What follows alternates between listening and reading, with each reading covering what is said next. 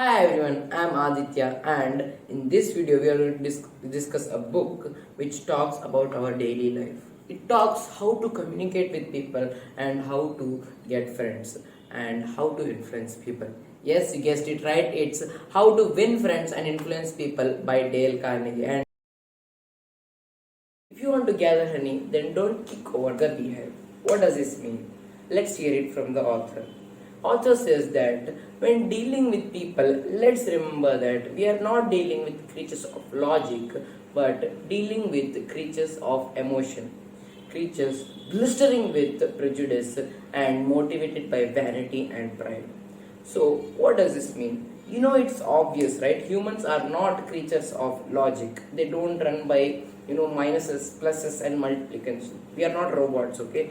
We are humans of emotions. We have happiness, sad, we have many kinds of emotions, love, hate, bias, and many things. And that's why when you ask any fan about anything, if you say wrong about it or something which is logical, which is right, and but you complain or condemn it's going to make them sad, and you lose a friend. What did you win? Nothing. You won an argument, but in turn you lost a friend or a trust of that person. Dale Carnegie also says that it takes self-control and character to be understanding and forgiving. What does it mean?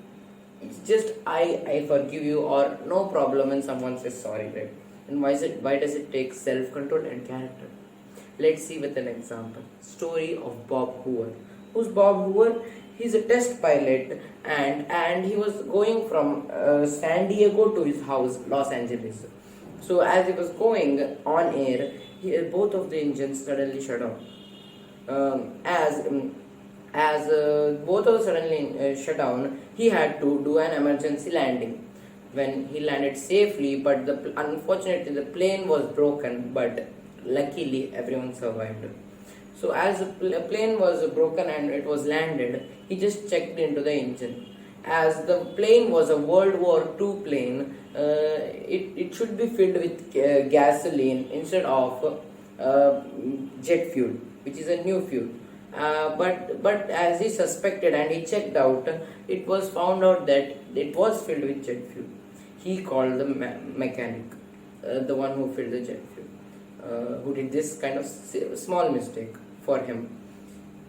So he called the mechanic, and the mechanic was in tears. He was fearful. He thought the Bob Hope was going to shout at him, scold at him.